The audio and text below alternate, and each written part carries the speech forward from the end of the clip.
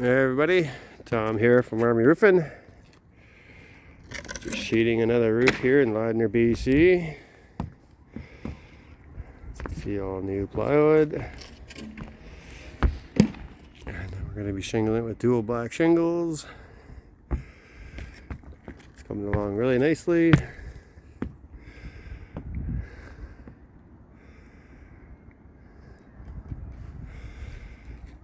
Nice clean job site. So make sure if you have an old shiplap roof, put new plywood sheathing over top of it. Otherwise the nails won't hold. These boards aren't too bad of shape, but you can see here there's splits in the boards.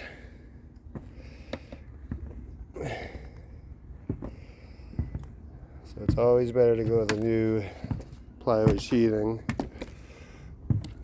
That way the nails have good backing. A little bit cool out today, but everything's going good. Plywood looks great.